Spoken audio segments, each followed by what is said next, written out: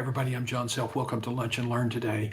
We're starting off with a sort of a thoughtful deal. People who are mediocre don't like high achievers, and high achievers do not like mediocre people.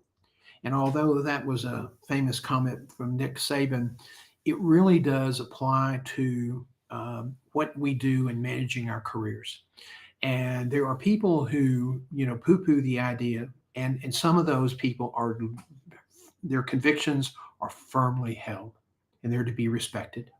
And but the market is changing, and so the real hard part sometimes is to get people to move to a point where they may not be really comfortable, but where they're more available, more likely to succeed. And that is really tough. People who've not been in the job market a long time, this is, I mean, we say, look, this is what you have to do it. But that's really not the right attitude. And as you deal with a variety of different people, you realize that yes, the market has it's a tectonic shift from the last 7 years, the last 10 years. If you haven't been in the market in 15 years, it's really a shock. And some of the things that you need to do to be visible, people don't want to do. And so today, what we want to talk about is some strategies to help you move forward. And today's Lunch and Learn is I'm really delighted to be with you, and I'm hopeful that this will be something that's beneficial to you today. So let's talk about the vital issues you must address to be successful in a job interview and a career management scenario today. The agenda. Hope is a lousy job search strategy. You can't. It's like playing golf and being on a really good green, bent grass. You can't just put the ball near the hole and hope that somehow momentum or the wind will push the ball into the hole. You have to hit the ball into the hole. And that's really what you have to do today in job search. The second one is that complacency will kill your career. And I know people who they say, well, I'm not complacent, but I'm just not comfortable doing some of these things. Well, I understand that. We're going to talk about a little bit about that today. And the third thing is the value of a written plan and written goals. So let's move forward and focus on, our first topic, that hope is a lousy job search strategy. And unfortunately, this is a path that many job seekers take. I think the other deal is, what do you want to accomplish? And are you prepared to do what it takes in today's environment to accomplish what it takes? And I've had, unfortunately, some clients who just simply did not want to make a change, and they weren't comfortable with it, and it was really difficult. And of the three, two found jobs, but it was really, really traumatic for them. The third, I never did, to the best of my knowledge. She had lost her network and was just frustrated because people weren't responding to her on LinkedIn. And it's all about relationship building. It's all about networking. And there are so many things today in the job market to be successful that you have to do. You may not want to do them. And so you have to basically decide, okay, I don't really want to do this, but can I be disciplined enough to do these things? It is a very, very, very turbulent time. And it's really frustrating for a lot of people. We've seen you like this before. Is it over, or is it just beginning?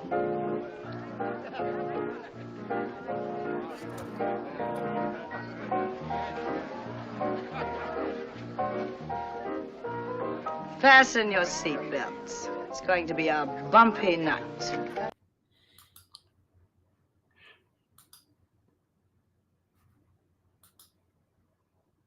That famous Betty Davis line is very symbolic of what's going on in the job market right now. And for people who get into the job market, and there's a lot of natural wanting to push back. And you really you cannot afford to do that. So I think that the first thing is that you can't just be hopeful. You've got to take positive actions. That is networking. That is, if you're going to apply online, which is the worst possible way to look for a job, then you're going to have to spend the time customizing your resume. The problem there is you're a 97% chance of not getting past the computer. And so then the purpose is, why would you spend an hour and a half doing that? Well, the response is, I need to move faster. I can't wait. I can't sit back. Well, I understand. But your mistake was, 3 years ago or 2 years ago or a year ago, not building a network that would be engaging and be willing to help you find a job, because 60% of the jobs are not listed. And a lot of the jobs today that are listed on job boards are phantom jobs. They were legitimate jobs. The organizations have decided not to fill them, so they just leave them up there more as a marketing tool for their organization. So when people say, John, what can I do to really, move forward and be successful? I think you have to stop and say, what do I want to achieve? And am I willing to do what it takes today to be successful? And the first step is write it down. What do you want to achieve? What's your goal here? Somebody said to plan or not to plan, that is the question. Well, the question is, if you not to plan is basically a formula for not succeeding. And so you really need to sit down, even if it's a job search, you need to sit down and say, okay, what do I want to achieve? And what am I planning? What are my commitments to do it? And I will tell you that most people immediately start applying for jobs online. And although they know it's a big waste of time, they end up spending hours and hours each week, hours they can't recover, applying online, doing something that is not going to be successful.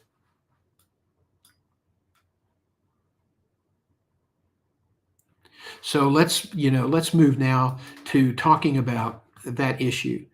If it is not what you want, but the key is, are you prepared to do what it takes to achieve it? I want to be a CEO. Great. That's a great job. And it's, if you enjoy leadership, it's a wonderful place to, a lot of people are surprised at how much time they have to spend solving other people's problems. But, and those are usually the problems nobody else can solve. But if it's not what you want that is important here. The key to success today is, are you prepared to do what it takes to achieve your goal? And that is uncomfortable for a lot of people. And I understand that. And I think really what you have to do is hold yourself accountable. Accountability begins with goals, and goals left unwritten are nothing more than just intentions.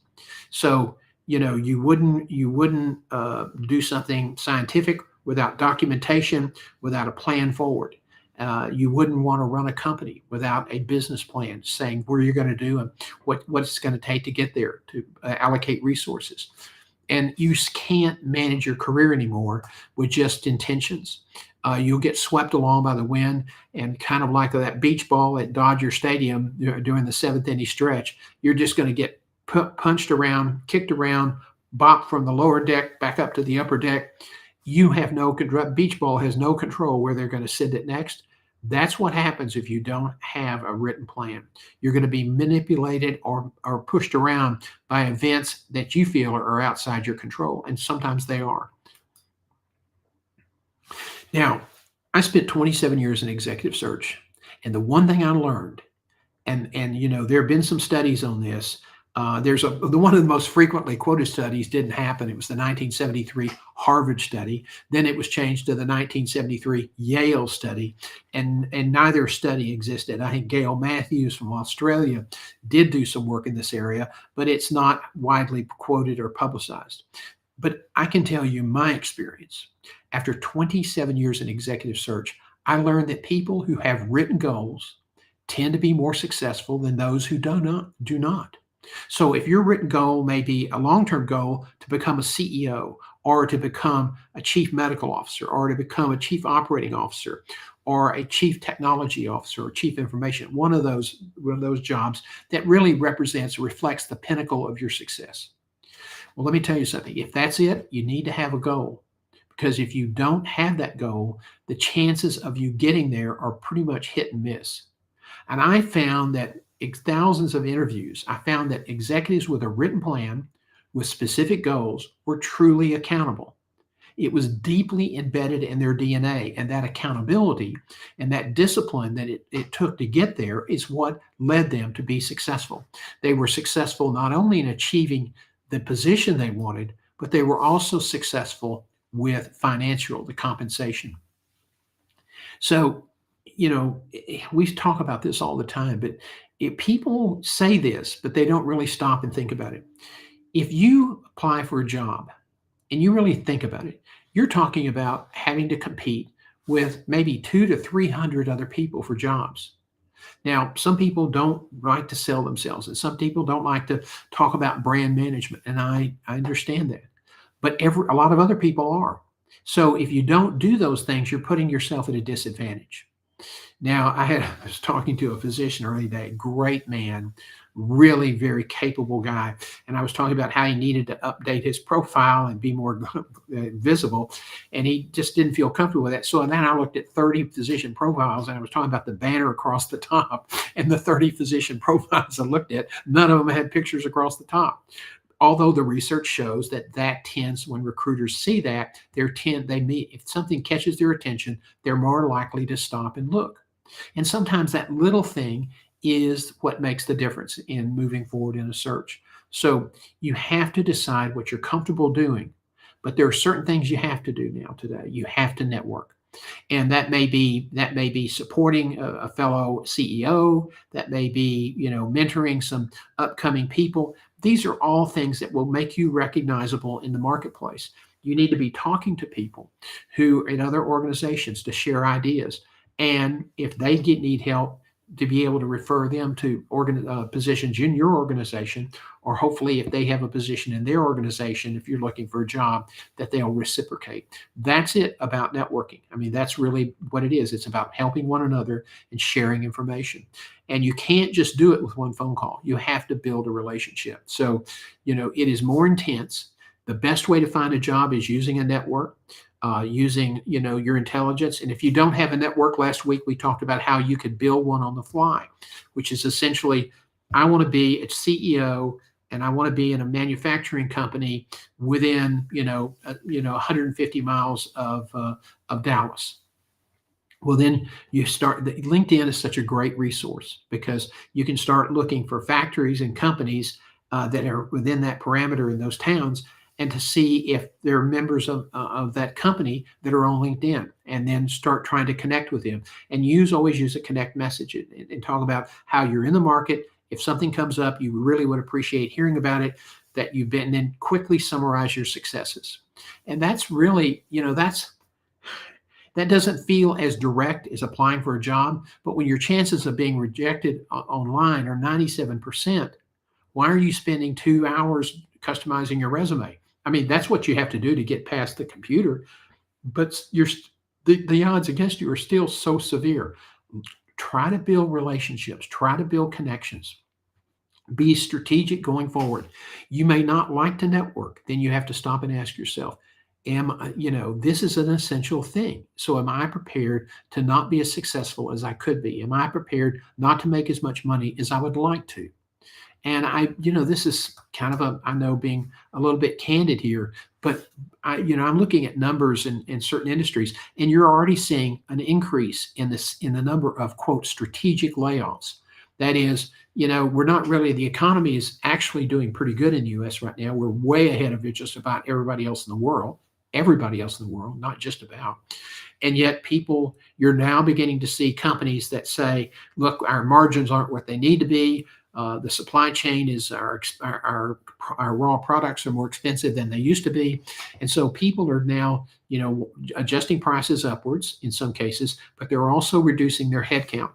During the pandemic, people, companies and CEOs realized that they did not need as many executives as they thought they did.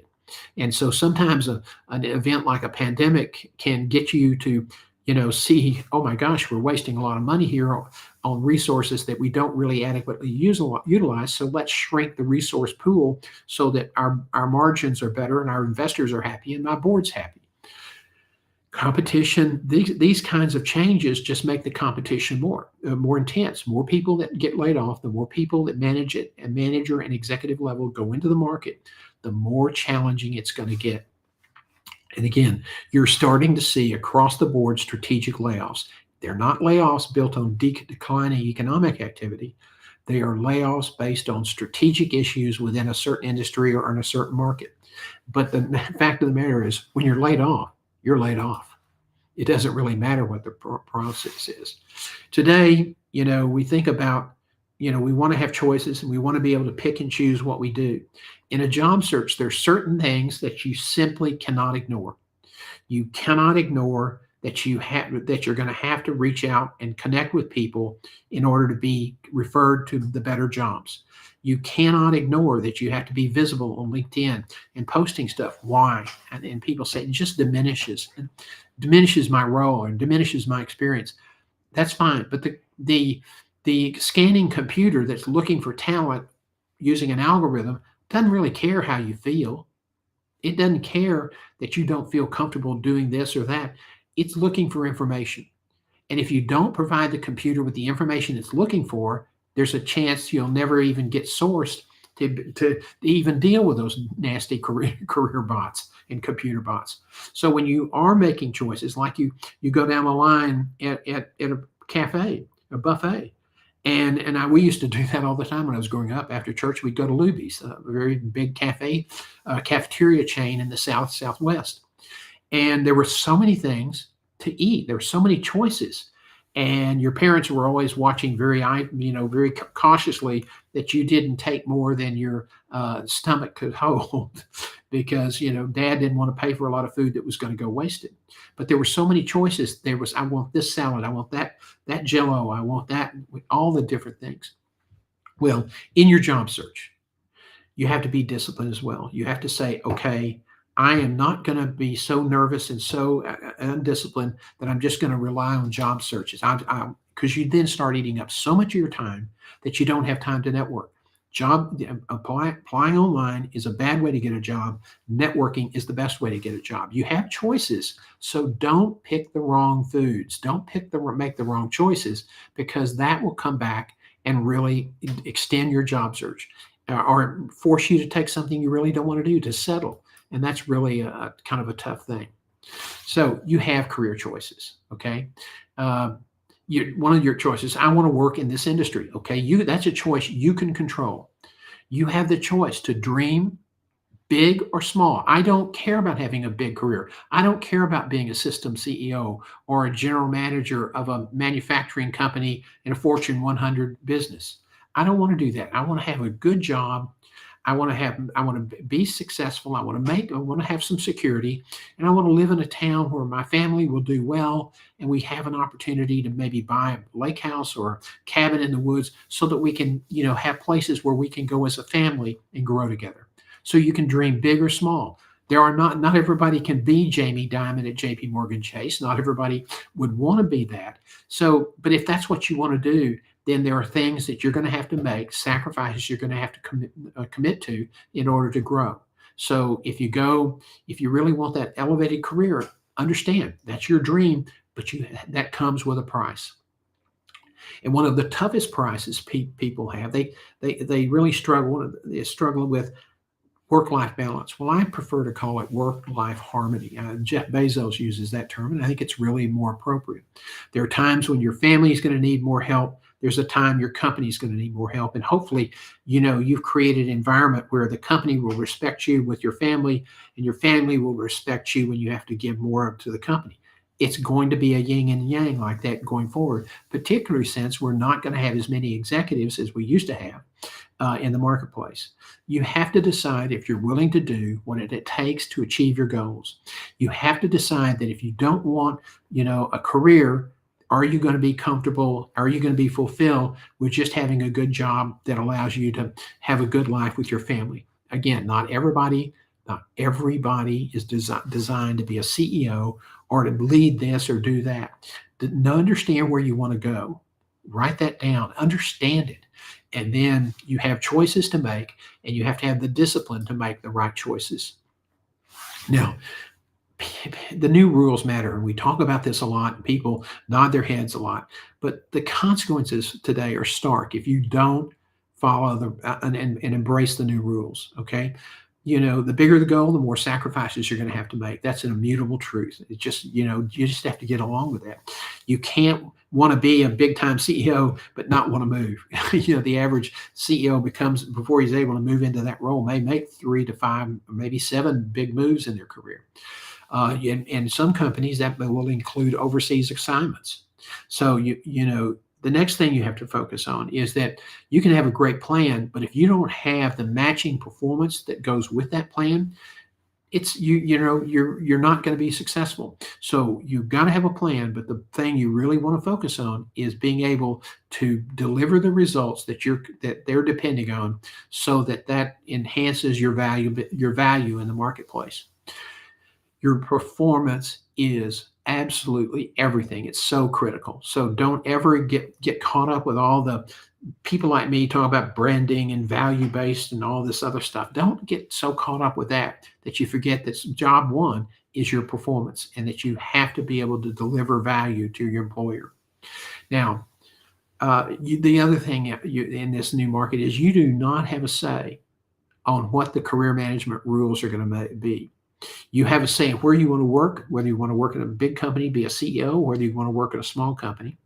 And you have the ability to choose to do all those things necessary for you to succeed. That's the choice you have to make. That expectation goes with the job, but you have to be able to make that choice that you're willing to do what it takes to be successful, and you're going to have to communicate that to the prospective employer. Now, you do not have a say on career management rules. People say, I wish they weren't using, those outdated or inappropriately designed algorithms. You're not the only one. I mean, that's a frequent complaint that I hear in my job. But here's the thing. You either have to embrace the change, or you have to recalibrate your life. Now, I've thought about is there another option there? And so far, it may be right in front of me, but I haven't seen it. So if you have some suggestions, about how you deal with that, then good, share them with us. But you have to make you have to follow certain rules. You have to be willing to make the sacrifices. Somebody wrote in, a good friend and a very good supporter and a good confidant, said he liked the Betty Davis clip. So Peter, thank you for that. I always look for things to illustrate and to entertain. So one of the things that when you go back to get it in writing, that a nice kind of a lead into where are we going? That again, my research shows that people who knew what they wanted and had it in writing, they said, in writing, I'm accountable. It's there. I can't somehow, lose it in my brain. If it's just in my mind, though, it's an intention or it's a wish, it's a dream. I want to be sure that I'm doing everything I can to be intentional. And I've used this example before. You would not show up to the airport with your family and not know where you're going. It's in today's age, the way traveling, 30 years ago, you might have been able to do that. But today, it's impossible. With all the security and ticket pricing, how everything has to work, you probably couldn't do that. And so, you need to decide where you want to go on vacation. Everybody does that. If you can decide where you want to go on vacation, if you can decide, where you want to go out to dinner, or where you want to take your wife on a getaway trip, if you can make those decisions, and why can't then you be very, very deliberate, very intentional? When you decide you're going out to dinner, you get a reservation. If you don't get a reservation, you're probably not going to be able to get a table. If you're going to take your family away to, St. Thomas or Turks and Caicos, you have passport issues to resolve, and you have to reserve a ticket. You have to have a room. You have to plan in advance. So you can't just show up and say, where are we going? You can't show up and just say, well, I'm not going to tell my story, because when you don't tell your story, somebody else is going to tell it for you, and you're probably not going to like it as much. So you have to say, what steps do I have to take to achieve my goal? And if your goal is to get a job, that's great. But you have to understand there's certain things now today you have to do that 10 years ago you didn't have to do, but now it's very common in job search. Some people say, well, it's beneath my experience. It diminishes me to have to do all that stuff. I get it. I'm probably more comfortable with it because I've lived in that world for 40 years where you have to build relationships and communicate with people effectively to achieve the sale, to grow the company, those types of things. But today it's a different game and there's a lot of different changes. And so we really encourage you to spend time thinking ahead, being intentional, being disciplined, knowing what you want, and then being really committed to doing what it takes to get there. And if you've got a family and a partner or a spouse, that's not a solo decision. That's a decision that you have to sit down and go through together. And so you can't, again, you can't show up at the airport and just hope to get on a flight and go someplace. So the key questions, okay, you've been hearing me say it again and again. Are you are you going to do what it takes, and are you disciplined to do the essential tasks that you may not like? Those are absolutely two important things. Are you willing to do what it takes, and are you disciplined to do the essential tasks that you may not like? People don't like networking. They don't like cold calling. They don't like this or that. And you just have to decide if you want to be a winner, if you want to achieve your goal, that's what it takes. If you are getting tired of being eliminated in job interviews, it's not because you didn't have experience. You wouldn't even be at the table if you didn't have experience. It's not you didn't have the right kind of experience. If you didn't show that on your resume, you never would have been invited. What happened? Somebody did a better job than you did in telling their story. Somebody was more compelling than you. Are you willing to do what it takes?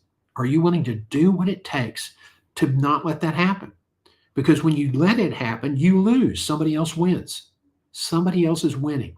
It's like I liken it to suddenly you've been dating this girl and she's really sweet. And she's just like everything you ever wanted in high school, and then the big gross crude high school football star asks her out for a date, and she goes because he's big, gross, and crude, and you're devastated.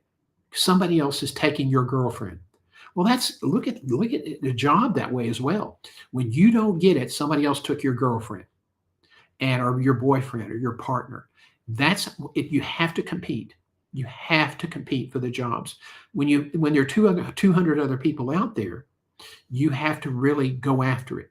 You can't just sit back and say, my experience is going to speak for itself. That is just not the case anymore. It hasn't been that way for probably 10 years. So please think about what you have to do and what do you want to achieve. I'm going to start asking that question, I think, in the future when people come into my practice and want help. It's like, what do you want to achieve? Well, I want a job. What kind of job? Well, I want to do this or that. Okay, this is what it's going to take. Are you willing to do what it takes to be successful? And that's kind of the nub of it today.